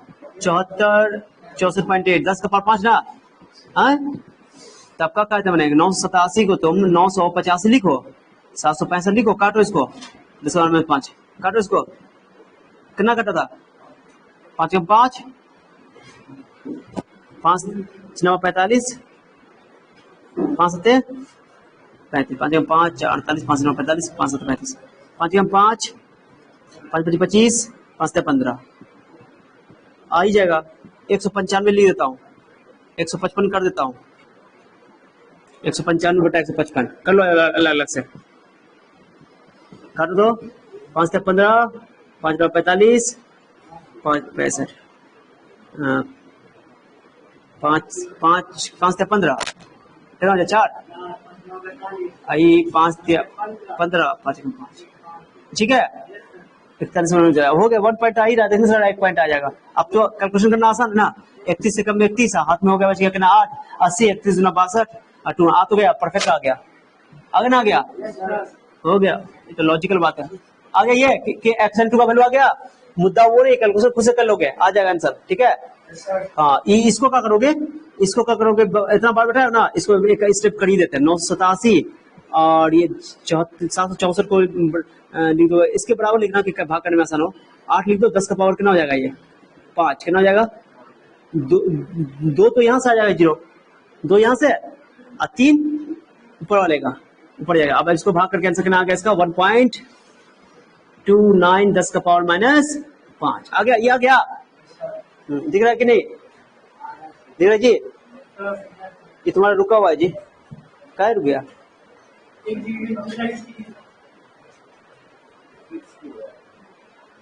चलो ठीक है। देखो अब क्या करेंगे, मोल फ्रैक्शन पता चल गया, नाइट्रोजन गैस का मोल फ्रैक्शन पता चल गया, अरे मोल फ्रैक्शन पता चल गया।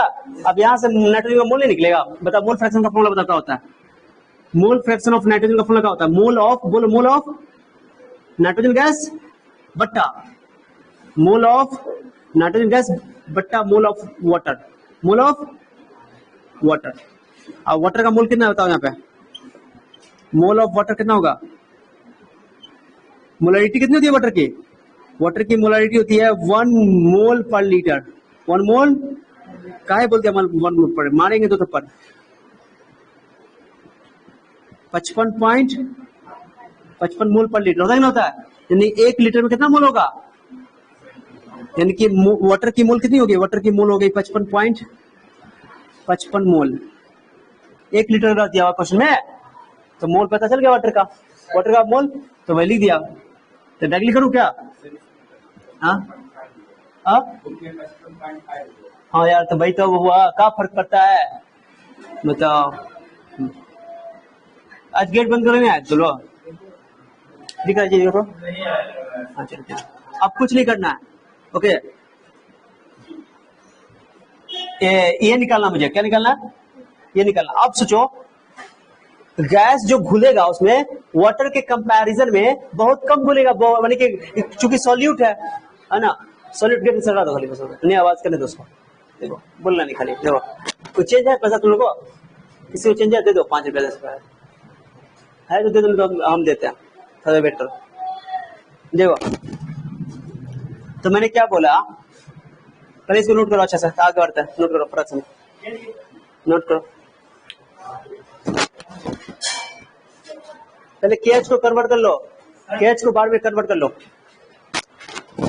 केएच को बार में कन्वर्ट कर लो, केएच को बार में कन्वर्ट कर लो। आगे बढ़ते हैं, यहाँ तो पहले उतारो, आगे समझाते हैं पूरा। ये केएच पर लिखो ना, केएच को बार में कन्वर्ट करके फिर यहाँ से पूरा उतारो, फिर ये उतारो, पूरा उतारो, उसके बाद आगे बढ़ते हैं, कैलकुलेशन करके दिखाते हैं।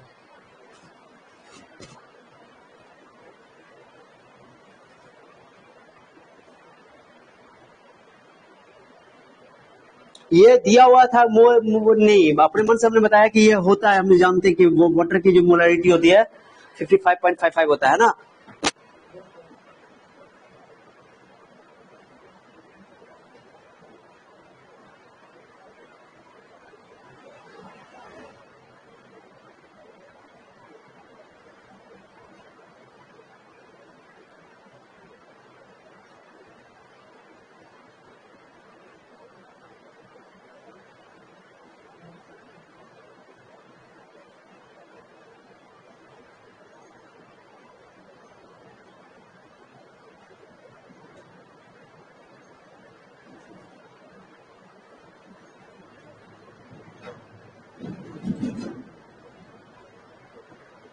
कैलकुलेशन खुद से कर लेना, किसी को लाइव में कोई डाउट है आगे बढ़ते हैं, उसको आगे बढ़ाते लिख लो, नोट कर लो।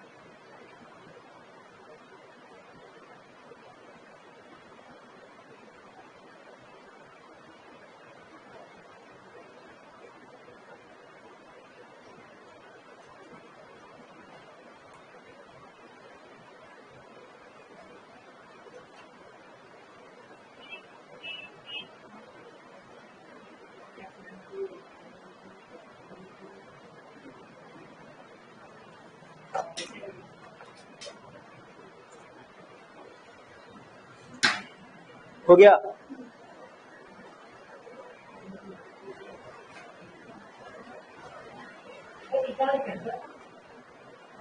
ये मोल फ्रैक्शन का फॉर्मूला नहीं होता है, क्या पढ़े मोल फ्रैक्शन का फॉर्मूला? x1 बराबर क्या पढ़े थे? n1 बट्टा n1 plus n2। Mole fraction कैसे निकलता है? जिसका मोल फ्रैक्शन होता है उसका मोल है टोटल मोल। तो अब मोल ना निकालना मुझे, मोल फ्रैक्शन थोड़ी निकालना है, क्वेश्चन सुन रहे हो, बोला मोल्स निकालने के लिए, तो मोल फ्रैक्शन से मोल निकालना पड़ेगा ना, तो ये तो मोल फ्रैक्शन निकला। अब इसका मोल यहाँ से निकालने के लिए हमको फॉर्मूला लगाना पड़ेगा, तो मोल जिसका किसका मोल फ्रैक्शन है, ये नाइट्रोजन का है, तो नाइट्रोजन का मोल है बट्टा टोटल मोल।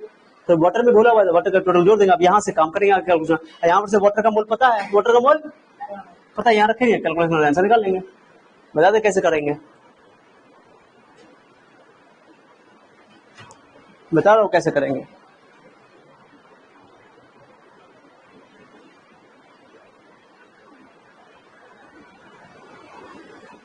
पचपन 55 नहीं लिखना था, 55 ही लिखो, क्या दिक्कत है?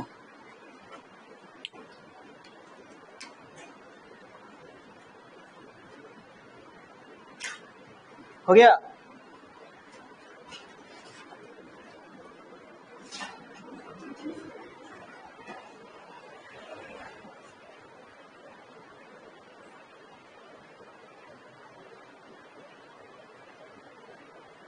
मैं इधर का बिठा रहा हूं। ये ऑलरेडी हम लोग जानते हैं कि मोलारिटी वाटर की कितनी होती है 55.55। तो अब 1 लीटर दिया हुआ है, तो मोलारिटी हम लोग का हो गया हर लीटर में इतना मोल। अगर 2 लीटर दिया तो 2 से गुना कर देते हैं, लेकिन यहाँ 1 ही लीटर सोल्यूशन दिया हुआ है, तो मोल पता चल गया, मोल पता चल गया तो आराम से वहां पे पुट कर दिए टोटल करके। मिटा रहा हूँ इधर वाला, अब इधर वाला कैलकुलेशन कर रहा हूँ मैं।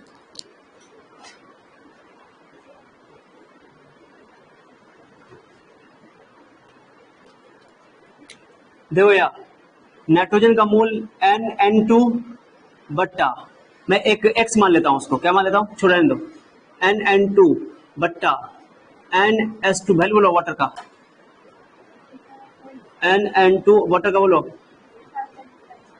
55.5 या 55 जो भी लिखो, बराबर कितना है बताओ, 1.29 10 का पावर -5। ओके, अब सुनो अच्छा से, यहाँ पे इंटरेस्टिंग बात बता रहा हूँ, आगे काम आएगा। वाटर का कंसंट्रेशन बहुत ज्यादा होगा क्योंकि सॉल्वेंट है। वाटर क्या है, गैस बहुत ही कम अमाउंट में घुलता है, माने बहुत ज्यादा नहीं, अमाउंट बहुत अमाउंट घुल जाएगा गैस उसके अंदर। यानी कि सॉल्यूट का अमाउंट सॉल्वेंट के कंपैरिजन में बहुत कम होता है, बहुत।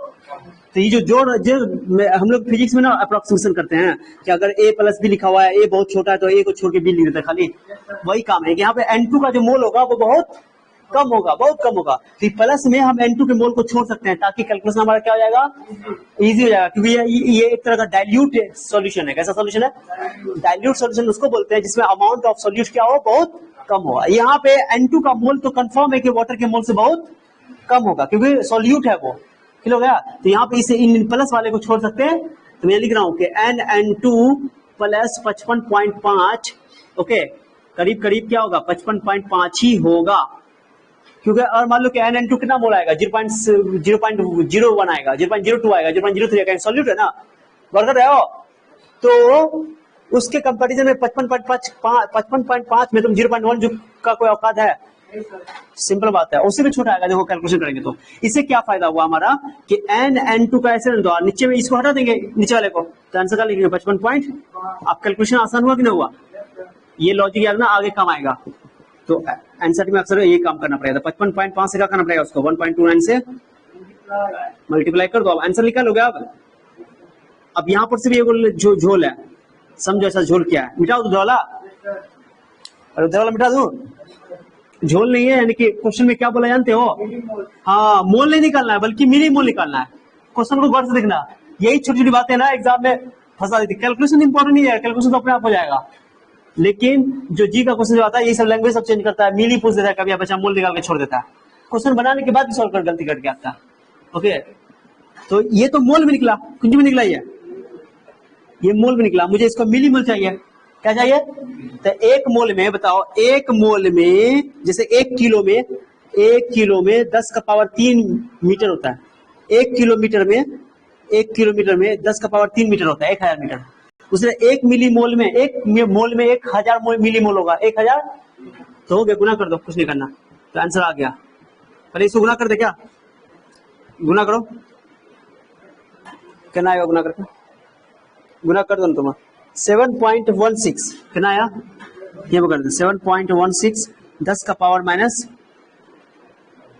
गुना कर लेना तो तुम्हारा काम है, -4 मोल, -4 मोल आ गई है, आ गई है, मोल में आया, कुछ में आया आंसर 7.16 10 का पावर -4 मोल। ठीक है, कर लेना गुना, 55.5 को 129 से गुना कर लोगे, गुना करके डेसिमल बैठा दो, अपना 10 का पावर 4 -5 अपने कर लेना, क्योंकि साइंटिफिक नोटेशन में हम लोग आंसर लिखते हैं, लिखते हैं, आता है सब करना है। अब मिली मोल में बदल दो, किसमें बदल दो, 7.16 10 का पावर -4 मिली मोल में कितना हो जाता है, 10 का पावर 3 से क्या करना पड़ेगा, 10 के पावर 3 से क्या करना पड़ेगा, मल्टीप्लाई करना पड़ेगा, मिली में लिख दिया मैंने, मिली मोल हो गया, वो क्या हो गया, हाँ 10 का 3, आप गुना कर दो, नीचे लिखा हुआ है 10 का मान से हो जाएगा, मिली मोल। आप नीचे ले आओ, नीचे ले आओ, अभी यही बेसिक सिखाया मैंने, बेसिक आगे पढ़ लेना सर, जिसको नहीं आता है सब करने में, बेसिक 11th में मैंने पढ़ाया ये सब चीज, सब 11th में, तीसरा बेसिक वाला में, हाँ अभी यूट्यूब पे 11th के लिए पढ़ा रहा हूँ, ये सब सिखाया है मैंने। ओके, अभी हमको बेसिक पता रहेगा, दो ना -10 का पावर है, यानी 10 से डिवाइड कर रहे हो, क्या कर रहे हो, तो इतना लंबा करने की जरूरत नहीं, 10 से डिवाइड करने छोटा वैल्यू हो जाएगा, क्या हो जाएगा ये, आंसर 0.7 से छोटा और हो गया, मिली मोल, इतना आंसर फिर हो गया, उतार लो, मैंने पूरा कैलकुलेशन करके बता दिया, डिवाइड करके भी बता सकता हूँ, 0.16 मिली मोल, क्या बोलोगे, मिली मोल, एम मतलब मिली है, ठीक है ना, हो गया। So this topic is completely finished. Okay, इसमें न्यूमेरिकल भी एनसीईआरटी का करवा दिया मैंने, उसके बाद न्यूमेरिकल तुम्हारी किताब में इंटेक्स में दिया हुआ है, बनाना होगा बनाना, अब इंपॉर्टेंट चैप्टर स्टार्ट हो गया।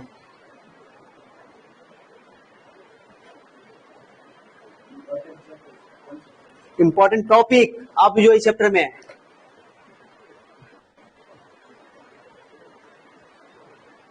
अब पीछे का नहीं आता रहेगा तो फिर आगे कुछ समझ नहीं आएगा, पूरा जाके रिवीजन करो अच्छा से।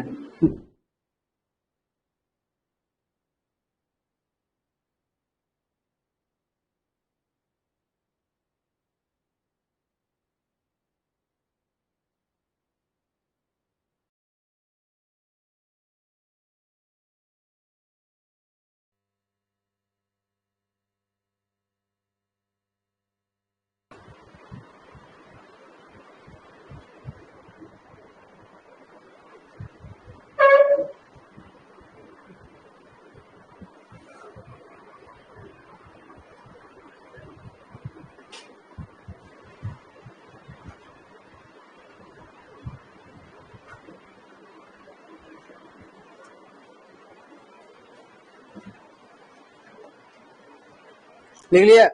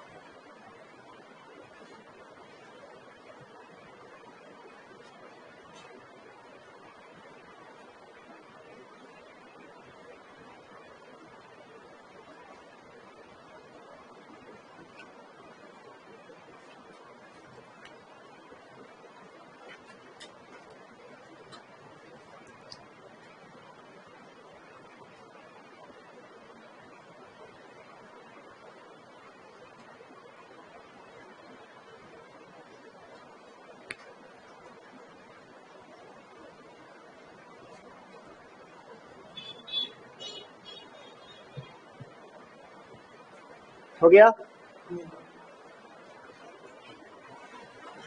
मिलीमोल्स, इतने मिलीमोल्स आ गया। आंसर यहाँ भी छोड़ा जा सकता है एग्जाम में, लेकिन ऑब्जेक्टिव में अगर देगा तो मिलीमोल में दिया हो तो मिलीमोल पूछना पड़ेगा, मिलीमोल मांग रहा था मिलीमोल मांगना देना पड़ेगा। क्लियर? अब जो टॉपिक आने वाला है इस चैप्टर में लॉन्ग टाइप का पकड़ाएगा। अभी तक जितना पढ़े सब बेसिक था, नॉलेजेबल था। अब ये सब शॉर्ट टाइप में आएगा, अभी तक कोई लॉन्ग टाइप का क्वेश्चन सब नहीं है। अब इस चैप्टर में जो टॉपिक सब आने वाला है, अब पढ़ने वाले हैं मेन टॉपिक सब। अब आ रहा है 5 नंबर वाला। इस चैप्टर से 5 नंबर का श्योर है, मिनिमम 1 रहेगा, 2 भी आता है कभी कभी। ठीक है, तो आगे आने वाला जो टॉपिक है सब VBI सब है। अब आएगा राउल्ट्स लॉ, राउल्ट्स लॉ पढ़ेंगे, फिर ideal solution, non ideal solution, जैसे 11 में पढ़ते हैं ideal gas, non ideal gas, यहाँ पढ़ेंगे ideal solution, non ideal solution, उसको पढ़ने वाले हैं। Okay, positive deviation, negative deviation, उसका एक इंपॉर्टेंट टॉपिक होगा कोलिगेटिव प्रॉपर्टी। ठीक है, तो जो भी टॉपिक आने वाला है सब इंटरेस्टिंग टॉपिक आने वाला है, सब इंपॉर्टेंट है, बहुत इंपॉर्टेंट है एग्जाम के लिए भी। ठीक है, अभी तक जितना पढ़े सब उसका उसमें यूज होगा। चैप्टर तो पिछले क्लास से ही इंपॉर्टेंट स्टार्ट हो गया था। मोलरिटी का क्वेश्चन सब नहीं आता, ऑब्जेक्टिव में आता है, सब्जेक्टिव में ये आगे वाला टॉपिक सब आएगा। तो नेक्स्ट टॉपिक रहेगा वेपर प्रेशर। क्या रहेगा? वेपर प्रेशर अगला टॉपिक है, जाके एनसीईआरटी हो जाके स्टडी करना। न्यूमेरिकल बनाना होगा तो बनाना, नहीं बनाना तो चलेगा, खाली कॉपी पढ़ लो, कॉपी पढ़ना काफी है। लो इसको रहने दो, तो हम आते तो मैथ बताते हैं। दिया होने डब्बा में टेक्स्ट क्वेश्चन देखो ना, नोट कर लियो, हम आते हैं तो थोड़ा देर मैथ और फिर लाइव जोड़ते हैं, मैथ के लिए लाइव जोड़ते हैं, मैथ के लिए भी। हाँ जो भी है, चलो थोड़ा देर में मैं लाइव जुड़ रहा हूँ फिर। Yes, sir.